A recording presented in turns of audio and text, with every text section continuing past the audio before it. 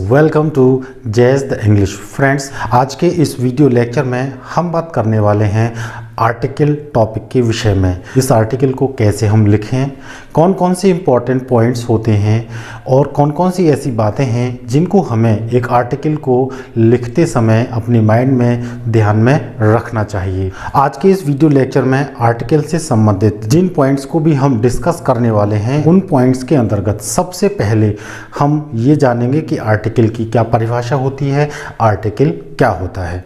इसके बाद हम आर्टिकल के फॉर्मेट के विषय में सीखेंगे। फिर उसके बाद हम आर्टिकल की जो मार्क्स हैं, किस तरह से उनका डिवीज़न किया गया है, उनके विषय में जानेंगे। फिर उसके बाद आर्टिकल लिखते समय कौन कौन सी ऐसी इम्पॉर्टेंट बातें होती हैं जो हमको अपने दिमाग में रखनी चाहिए। फिर उसके बाद हम एग्जाम्पल के रूप में एक आर्टिकल भी लिख कर के यहाँ आपको दिखाएंगे।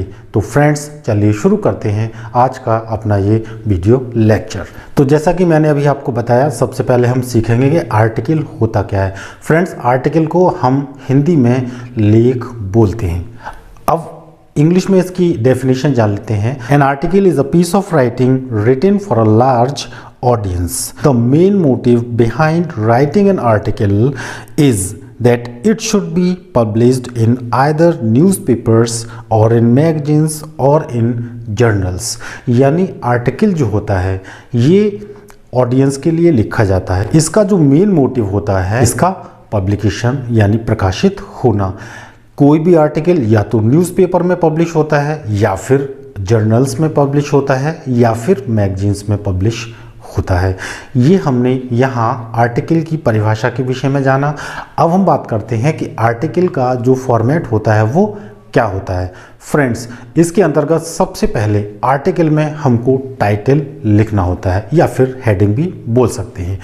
जब भी हम किसी आर्टिकल का टॉपिक डिसाइड करते हैं और उसको टाइटल के रूप में लिखते हैं या हेडिंग के रूप में उसको लिखते हैं, तो जो पेज हमारा होता है उस पेज के बिल्कुल बीचों बीच में ऊपर लिखते हैं। टाइटल को कैपिटल लेटर्स में ही लिखेंगे, स्मॉल लेटर्स में उसको नहीं लिखेंगे। इसके संबंध में जो इम्पोर्टेंट बातें हैं वो ये है कि कोई भी अगर हम टाइटल लिख रहे हैं तो वो टाइटल होना चाहिए आई कैची। दूसरा, जो उसका टॉपिक होता है उसकी जो सेंट्रल थीम होती है उसको इलस्ट्रेट करने वाला होना चाहिए। उसके संबंध में ही उस आर्टिकल में सारी बातें होनी चाहिए। इसके बाद जो अगला पॉइंट आता है वो है राइटर का।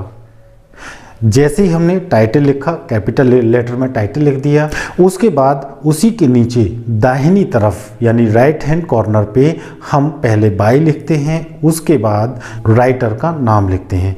राइटर का नाम लिखते समय दो बातें इंपॉर्टेंट हैं, वो जान लीजिए।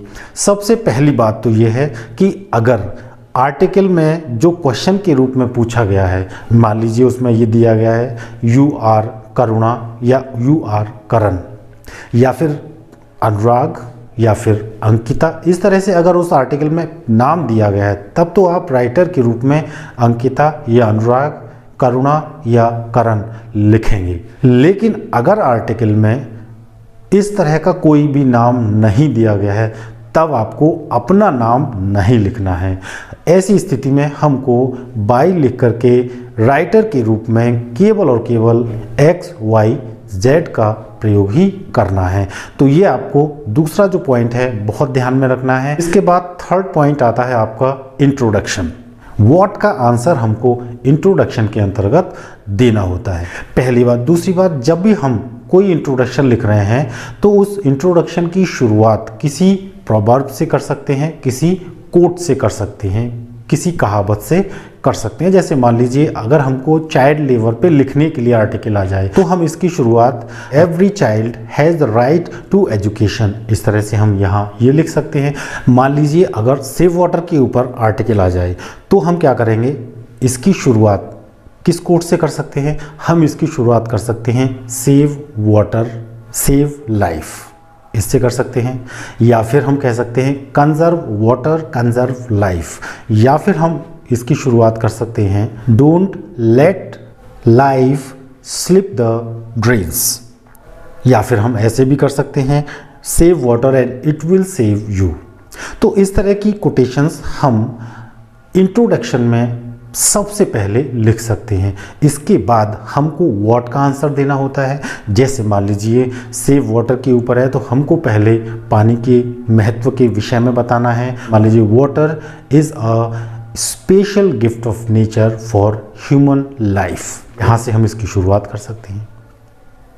But it is very necessary for the existence of human life. तो इस तरह से हम किसी भी आर्टिकल के इंट्रोडक्शन को लिखने के लिए 3 या 4 या 5 लाइन का प्रयोग कर सकते हैं। 5 लाइनों में हम उसको लिख सकते हैं। इसके बाद जो अगला पॉइंट आता है वो है बॉडी ऑफ द आर्टिकल या कंटेंट ऑफ द आर्टिकल कह सकते हैं। इसके अंतर्गत हमको जो टॉपिक होता है, जो टाइटल होता है आर्टिकल का, उसके संबंध में उसकी मेरिट्स या डीमेरिट्स को लेकर के डिस्कशन करना होता है, उनके विषय में बातें करनी होती हैं, या फिर हम कॉजेज या इफेक्ट्स के विषय में बात करेंगे, या फिर एडवांटेजेस और डिसएडवांटेजेस के विषय में बात करते हैं। ये सारी चीज़ें हम बॉडी ऑफ द आर्टिकल के अंतर्गत बताते हैं। और एक बात ये भी ध्यान में रखनी चाहिए कि जो कोई भी आर्टिकल होता है या तो उस आर्टिकल से संबंधित कॉजेज और इफेक्ट्स होंगे, यानी कोई मान लीजिए टॉपिक है सेव वाटर है तो सेव वाटर यानी पानी की कमी हो रही है, पानी की कमी होने के क्या कारण होंगे, तो फिर उसके प्रभाव क्या होंगे। ऐसे कुछ ऐसे टॉपिक्स होते हैं जिनके एडवांटेजेस होते हैं, डिसएडवांटेजेस होते हैं, मेरिट्स होती हैं, डीमेरिट्स होती हैं। तो इन सारे पॉइंट्स को हम बॉडी ऑफ द आर्टिकल के अंतर्गत डिस्कशन करते हैं। इसके बाद जो लास्ट पॉइंट आता है वो है कंक्लूजन यानी निष्कर्ष। निष्कर्ष के रूप में जिस आर्टिकल को हम लिख रहे हैं उससे संबंधित हम अपनी क्या ओपिनियंस दे सकते हैं, उसको इम्प्रूव करने के लिए, उसको बचाने के लिए हम अपने सजेशंस दे सकते हैं। हम गवर्नमेंट अथॉरिटीज़ से अपील कर सकते हैं, सोसाइटी से अपील कर सकते हैं कि सोसाइटी को, अगर सोसाइटी ऐसा करे तो ऐसा हो जाएगा। तो इस तरह से जब भी हम किसी कंक्लूजन को लिखते हैं तो इन सारे पॉइंट्स को उसमें हम डिस्कस करते हैं। ये आपको मैंने बताया आर्टिकल के फॉर्मेट के विषय में। अब हम बात कर लेते हैं आर्टिकल के जो मार्क्स हैं उनका डिवीज़न कैसे होता है। सबसे पहले आर्टिकल का जो टाइटल है और उसके नीचे जो राइटर का नाम लिखा जाता है, इसकी हम बात करें तो ये आपका 1 नंबर का होता है। इसके बाद जो कंटेंट होता है, अगर हम उसकी बात करें तो कंटेंट आपका 4 मार्क्स का होता है, आपके टोटल हो गए 5 मार्क्स। फिर इसके बाद अगला जो आता है वो 5 नंबर का पॉइंट होता है। इसके अंतर्गत आपकी ग्रामर की जो मिस्टेक्स हैं या ग्रामेटिकल जो एक्यूरेसी होती है उसको चेक किया जाता है 5 नंबर के अंतर्गत ही। इसके अलावा जो आपकी स्टाइल है एक्सप्रेशन की, आप अपने आइडियाज़ को किस तरह से एक्सप्रेस कर रहे हैं, उनके मार्क्स होते हैं। यानी ग्रामर का जो मैटर होता है, ग्रामेटिकल जो एक्यूरेसी होती है उसका 2.5 मार्क्स होता है, और expression of style, expression of ideas, इन सब के 2.5 मार्क्स होते हैं। तो फ्रेंड्स ये आपके आर्टिकल के मार्क्स का डिवीज़न होता है। इसके बाद अब हम कुछ ऐसे पॉइंट्स के विषय में डिस्कस करेंगे जो हमें किसी भी आर्टिकल को लिखते समय अपने माइंड में रखने चाहिए। सबसे पहले तो वो पॉइंट क्या है, use simple and easy language, यानी हमको अपने आर्टिकल को लिखते समय साधारण यानी सरल भाषा का प्रयोग करना है। बहुत टफ लैंग्वेज का या डिफ़िकल्ट लैंग्वेज का यूज़ नहीं करना है। पॉइंट नंबर 2 आपका आता है हार्ड वर्ड्स और कॉम्प्लेक्स वर्ड्स का हमको यूज़ नहीं करना है। ऐसे शब्दों का हमें यूज़ नहीं करना है कि जो रेयरली यूज़ होते हैं। नॉर्मली जो भाषा में शब्दों का प्रयोग किया जाता है उन्हीं शब्दों का हमको प्रयोग करना है। इसके बाद पॉइंट नंबर 3 है आपका लॉन्ग सेंटेंसेस का प्रयोग नहीं करना है। Do not use long sentences. Always try to use short sentences, यानी लंबे सेंटेंस का प्रयोग नहीं करना है, और जहाँ तक संभव हो वहाँ तक छोटे छोटे सेंटेंसेस का ही प्रयोग करना है। इसके बाद अगला पॉइंट है, जितने भी आप पैराग्राफ यूज़ कर रहे हैं आर्टिकल में, वो पैराग्राफ आपस में इंटरकनेक्टेड ज़रूर होने चाहिए।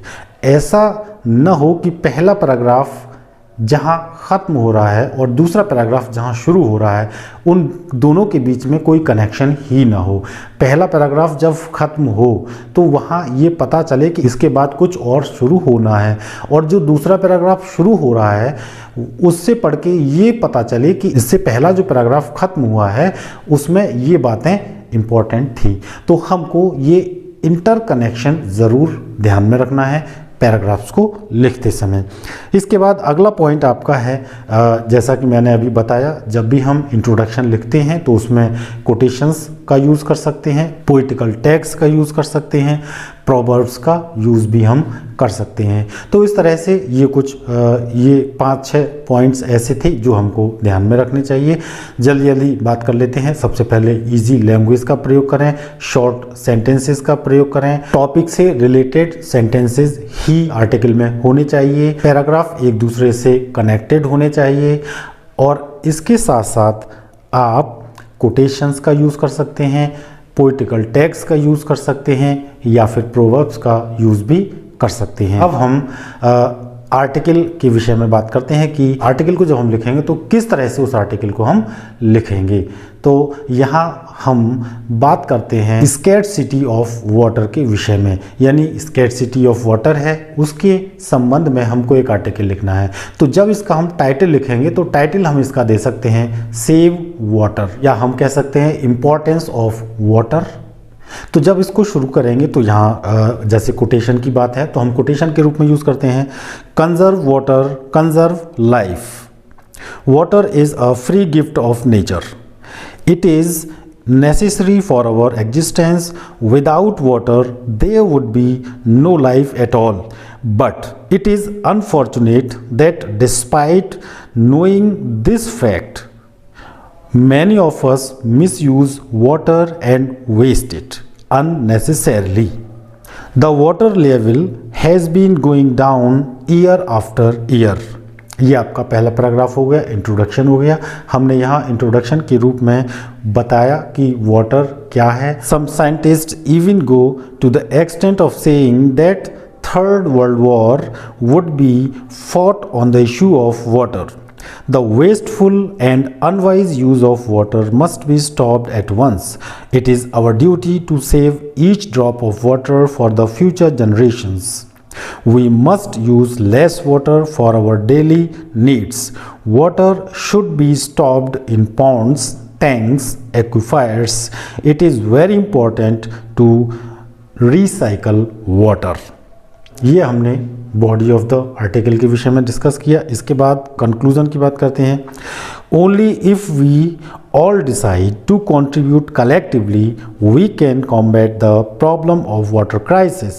Since this problem is created by all of us, so it is our duty to come forward to make a resolution to save each drop of water. We must realize that each and every drop of water is precious and thus must be saved.